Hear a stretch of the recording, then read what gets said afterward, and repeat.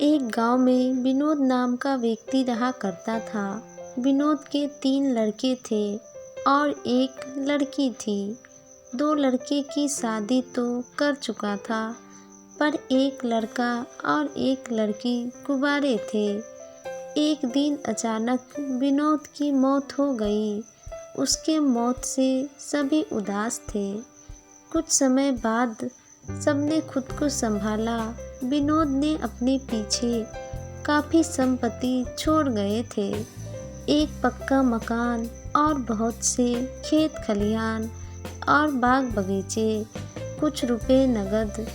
उसकी पत्नी ममता को शोक बहुत हुआ। कई दिनों तक वह बेहोश पड़ी रही, लेकिन बेटे को देखकर उसको थोड़ी हिम्मत मिली।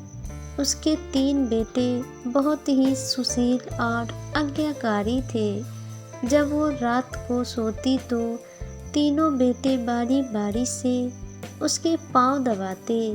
घर के सभी लोग उसके आज्ञा का पालन करते। उसका बड़ा बेटा सोहम एक दफ्तर में नौकरी करता था और छोटे बेटा कुणाल एक डॉक्टर था और अपना अस्पताल खोलना चाहता था। और तीसरा, जो सबसे छोटा और सबसे ज़्यादा बुद्धिमान था, वो अभी पढ़ाई कर रहा था। अभी घर की मालकिन ममता थी और घर की चाबियाँ बड़ी बहू के पास रहती थी। लेकिन ममता के बिना अनुमति से कोई एक पत्ता भी इधर उधर नहीं कर सकता था। शाम का समय था। विनोद के मरे हुए आज 11 दिन हो चुके थे और 2 दिन बाद उसकी 13वीं थी। उसकी क्रियाक्रम और भोज की आयोजन की तैयारी हो रही थी। ममता अपने कोठरी में बैठकर ये सब देख रही थी। भोज में लगने वाली सभी सामग्री लाए जा रहे थे, किंतु ममता को कोई चीज़ दिखाई नहीं गई। नियम के अनुसार सब सामान उसके पास आने चाहिए थे। वो उन चीज़ों को देखती, उसे पसंद करती, तब उन चीज़ों को भंडारे में रखा जाता। वह सोचने लगी, क्यों उसे कोई चीज़ दिखाई नहीं गई और नहीं उससे राय ली गई। तब उसने देखा कि आटा 5 बोरी आया है। उसने तो 7 बोरी कहा था। तेल भी 6 लीटर आया है। उसने तो 8 लीटर कहा था। किसकी इतनी हिम्मत हुई जिसने उसके आदेश का पालन नहीं किया। वह क्रोधित होकर आई और सोहम से बोली, आटा 5 ही बोरी लाए हो। मैंने तो 7 बोरी कहा था। और तेल 6 लीटर लाए हो। मैंने तो 8 लीटर लाने को कहा था। स्वयं को मैं बड़ा नहीं समझती, लेकिन जिसने कुआं खोदा वही पानी को तरसे, ये बड़े ही शर्म की बात है।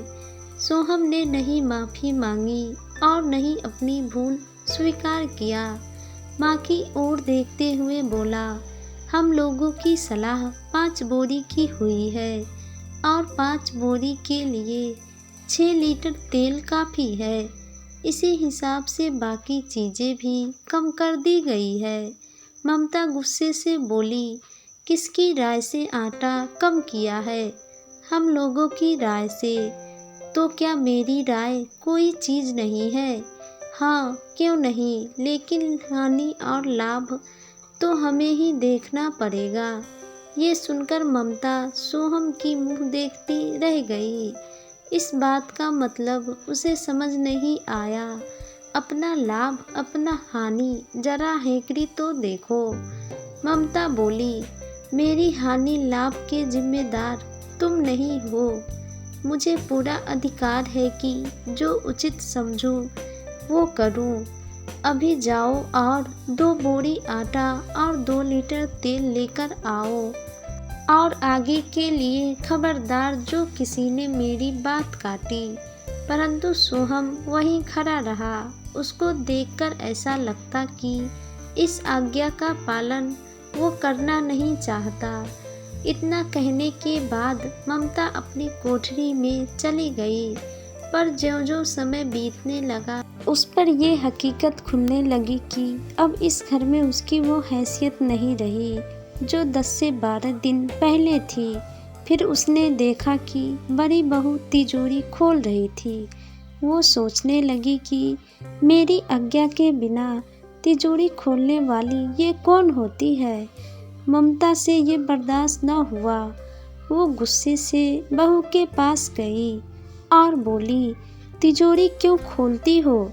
मैंने तो तिजोरी खोलने को नहीं कहा। तो बहू ने उत्तर दिया, बाजार से सामान आया है तो उसकी कीमत तो चुकानी ही होगी। कौन सी चीज़ और कितनी आई है ये तो मुझे नहीं बताया, और जब तक हिसाब किताब न हो जाए रुपया कैसे दिए जाएंगे? हिसाब किताब तो हो गया है। क्या किसने किया है ये मैं नहीं जानती, जाकर अपने बेटे से पूछिए। मुझे तो कहा गया है कि रुपया लाकर दे दो, इसलिए मैं रुपया लेने आई हूँ। ममता खून का घूंट पीकर रह गई। इस वक्त बिगड़ने का समय नहीं था। घर में मेहमान भरे पड़े थे। अगर इस वक्त उसने अपने बेटे को डांटा तो लोग यही कहेंगे कि बाप के मरते ही इनके घर में झगड़े शुरू हो गए। ये सोचकर ममता चुप रही और अपनी कोठरी में चली गई और सोचा जब मेहमान विदा हो जाएंगे तो एक एक की खबर लूँगी। परंतु कोठरी में भी वो निश्चिंत होकर नहीं बैठी कि अचानक शोर मचा कि तरकारी में नमक नहीं है। बड़ी बहू जल्दी जल्दी नमक मिलाने लगी। ममता क्रोध के मारे घोट चबा रही थी, पर इस वक्त वो कुछ कह नहीं सकती। फिर से शोर मचा कि पानी गर्म है, ठंडा पानी लाओ। ठंडा पानी का कोई प्रबंध नहीं था और न ही बर्फ मंगवाई गई थी। ममता का बस चलता तो लड़के का मुंह नोच लेती। अचानक फिर से हलचल मच गई। वो देखने लगी लोग भोजन पर से उठे जा रहे हैं। ये क्या मामला है? ममता चुप न रह सकी। कोठरी से निकलकर बाहर आई और सोहम से पूछा, क्या बात हो गया बेटा? लोग उठे क्यों जा रहे हैं? सोहम ने कोई जवाब न दिया और वहाँ से खिसक गया। कहारिन शालिनी उससे मिली। ममता ने उससे भी वही प्रश्न पूछा तो मालूम हुआ कि किसी के शोरबे में मरे हुए चूहिया निकल आई है। ममता हैरान होकर वहीं खड़ी रह गई। भीतर से ऐसा उबाल उठा कि दीवार से सर टकरा ले। मेहमान उठ चुके थे। पतलों पर खाना ज्यों का त्यों पड़ा था। तीनों बेटे आंगन में सर झुकाए खड़े थे और एक दूसरे को इल्जाम दे रहे थे। बड़ी बहू अपनी देवरानी को डांट रही थी और देवरानी सारा दोष मीना के ऊपर डाल रही थी। मीना खड़ी रो रही थी। उसी समय ममता आई और कहने लगी, मुंह में कालीख लगी या अब भी कुछ बाकी है? डूब मरो सबके सब। गांव में कहीं मुंह दिखाने के लायक नहीं रहे। किसी ने कोई जवाब नहीं दिया। ममता और भी प्रचंड होकर बोली, तुम लोगों का क्या है? किसी को कोई शर्म हया है या नहीं? अपने पिता के पवित्र आत्मा को तुमने कलंकित कर दिया। सोहम कुछ देर चुप खड़ा रहा, फिर बोला, अब चुप रहो अम्मा। भूल हुई है, हम सब मानते हैं। बड़ी भयंकर भूल हुई है, लेकिन अब क्या उसके लिए सबकी जान लूँगी? सभी से भूल हो जाती है। आदमी पछताकर रह जाता है, किसी की जान तो नहीं ले सकता। फिर बड़ी बहू ने अपनी सफाई दी। हम क्या जानते थे कि मीना से इतना सा भी काम ना होगा। इसे चाहिए था कि तरकारी देखकर कढ़ाई में डाले। पूरी टोकरी उठाकर कढ़ाई में डाल दी। अब हमारा क्या दोष? सोहम ने पत्नी को डांटा, इसमें न मीना का कसूर है, न तुम्हारा और न मेरा। ये संयोग की बात है। बदनामी भाग्य में लिखी हुई थी तो वह हो गया। इतने भोज में एक एक मुट्ठी तरकारी कढ़ाई में डाले नहीं जाते, टोकरी की टोकरी रख दिए जाते हैं। कभी कभी ऐसी दुर्घटना हो जाती है, पर इसमें कैसी जग हंसाई और कैसी नाक कटाई। तुम खामखा जले पर नमक छिड़कती हो। ममता ने दांत पिसकर कहा, शर्माते तो नहीं, उल्टा बेहयाई की बात करते हो। सोहम ने कहा, शर्माऊं क्यों, किसी की चोरी की है क्या? चुपके से चूहिया फेंक देते, किसी को क्या खबर होती। ममता ने चकित होकर कहा, मरे हुए चूहिया खिलाकर सबका धर्म बिगाड़ना चाहते हो। सोहम हंसकर बोला, क्या पुराने जमाने की बात करती हो? इन बातों से धर्म नहीं जाता।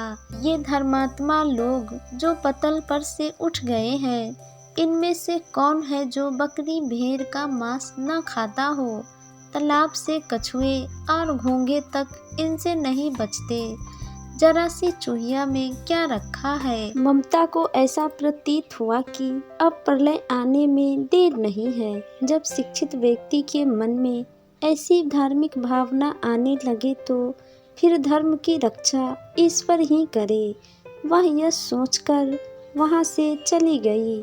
1 महीने बीत गए। रात का समय था जब तीनों भाई एक कमरे में बैठकर बातें कर रहे थे। बड़ी बहू भी वहां बैठी थी। मीना की शादी का बात चल रहा था। मीना के पिता ने जहां मीना का विवाह तय किया था, वहाँ 10,000 रुपये दहेज देने थे। सोहम ने कहा, पिता से की गई बात पिता के साथ ही चली गई। ऐसे आदमी के बेटे से बहन का विवाह नहीं कर सकते। जो 10,000 रुपया दहेज मांगता है, उसे मना कर किसी दूसरे लड़के की तलाश करो। हमारे पास तो खर्च करके केवल 30,000 रुपया ही बचे हैं। एक एक के हिस्से में 10,000 रुपये आते हैं। अगर दहेज में 10,000 रुपया दे देंगे तो और खर्चा कैसे पूरा करेंगे? फिर कुणाल बोला, मुझे तो अपनी अस्पताल खोलने के लिए कम से कम 10,000 रुपये की ज़रूरत है। मैं अपने हिस्से में से 1 रुपया भी नहीं दे सकता। तो बड़ी बहू बोली, अगर भाग्य में हुआ तो मीना गरीब के घर में भी सुखी रहेगी। अभाग्य हुआ तो राजा के घर में भी रोएगी। सब नसीब का खेल है। विक्रम सबसे छोटा था। अपने भाइयों की स्वार्थ भरी बात सुनकर उसने कहा, मेरे हिस्से के रुपया आप मीना के ब्याह में खर्च कर दे। विवाह तय हो जाने के बाद ये उचित नहीं कि रुपया के कारण संबंध तोड़ लिए जाए। ये सुनकर कुणाल ने कहा, 10,000 रुपये कहाँ से आएगा? उनसे कहा जाए कि दहेज में कमी कर दे। तब सोहम बोला, मेरे हिसाब से तो ये रिश्ता तोड़ दिया जाए और ऐसे घर की तलाश करें जो बिना दहेज के राजी हो जाए। फिर सोहम ने कहा, दयानंद कैसे रहेंगे? कुणाल बोला, बहुत अच्छे। उनकी आमदनी भी अच्छी खासी है। एक बार अम्मा से पूछ लेना चाहिए। सोहम ने पूछना जरूरी न समझा और कहा, उनकी तो बुद्धि जैसे भ्रष्ट हो गई है, वही पुराने जमाने की बात करती है। तभी कुणाल ने कहा, अम्मा सभी गहने मीना को दे देगी, देख लीजिएगा। सोहम ने कहा, गहने पर उनका पूरा अधिकार है, वो जिसे चाहे उसे दे सकती है। परंतु कुणाल इतनी बड़ी रकम आसानी से नहीं छोड़ सकता था। उसने कहा, कोई नाटक रचकर अम्मा से सारे गहने ले लिए जाए। सोहम ने कहा, भाई मैं इन चालों को पसंद नहीं करता। कुणाल ने गुस्से से कहा, तो आप अलग रहिएगा और हाँ, बीच में कुछ मत बोलना। और विक्रम तुम, मैं भी अलग रहूँगा। इसके बाद सबने खाना खा लिया। ममता जब खाकर अपनी कोठरी में गई तो कुणाल उसके पास जाकर बैठ गया और अपना मुंह ऐसे बनाए हुआ था जैसे कोई भारी विपत्ति उस पर आन पड़ी हो।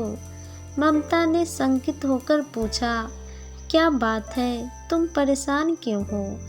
तो कुणाल ने कहा, अम्मा गलती से मैंने एक मरीज को दवा दे दिया जिसके कारण उसकी हालत बिगड़ गई। जुर्माने के तौर पर उसने मुझसे 6,000 रुपये की मांग की है। अगर सुबह तक मैंने 6,000 रुपये नहीं दिया तो वो मुझ पर केस कर देगा और मेरी गिरफ्तारी भी हो जाएगी और 4 साल की सज़ा भी हो सकती है, साथ में बदनामी भी। ममता ने सिर पीटते हुए कहा, ऐसी गलती क्यों करते हो? सोहम से कहो रुपया का प्रबंध करने को।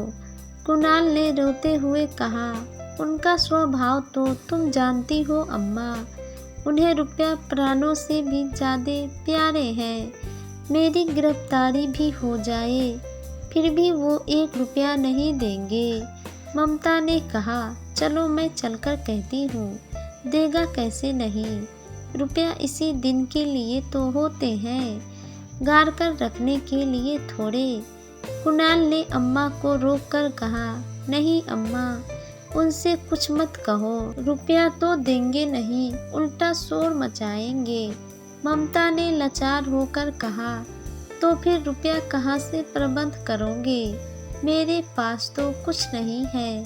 हाँ, मेरे गहने हैं, इन्हें ले जाओ, कहीं गिरवी रखकर या बेचकर रुपया ले आओ और आज से कभी ऐसी गलती मत करना।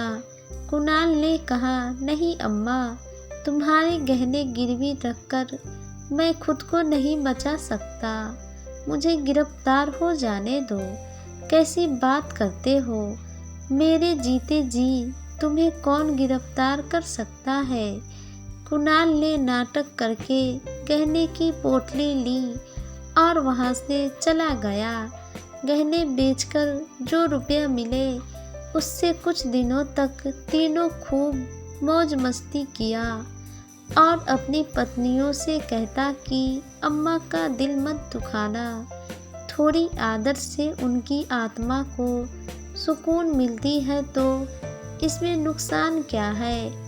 और तीनों अपनी मनमानी करते पर माँ से सलाह लेना न भूलते।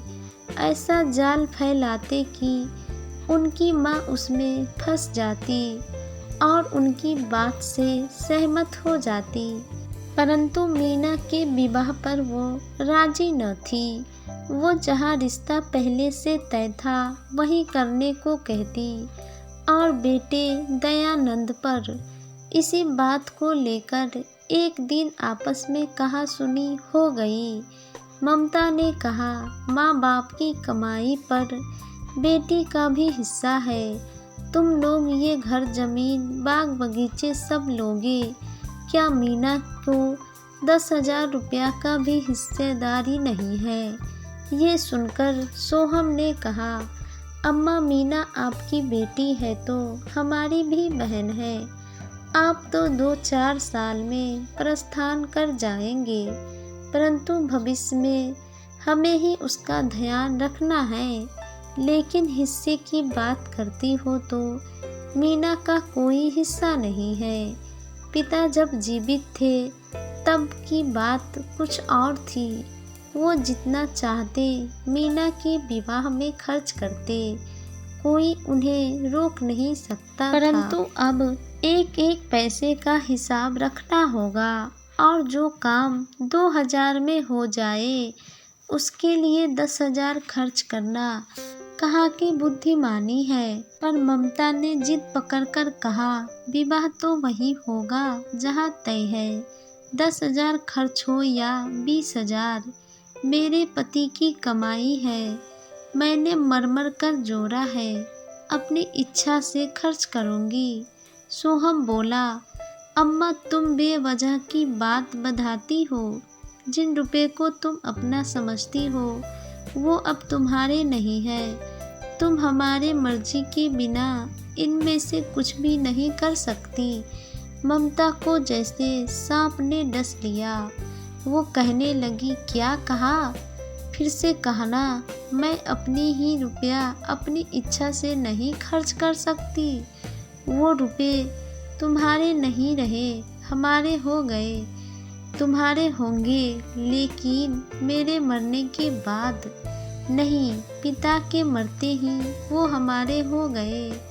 कुणाल बोला, अम्मा कानून तो जानती नहीं। ममता क्रोधित होकर बोली, भाड़ में जाए तुम्हारा कानून। मैं ऐसे कानून को नहीं जानती।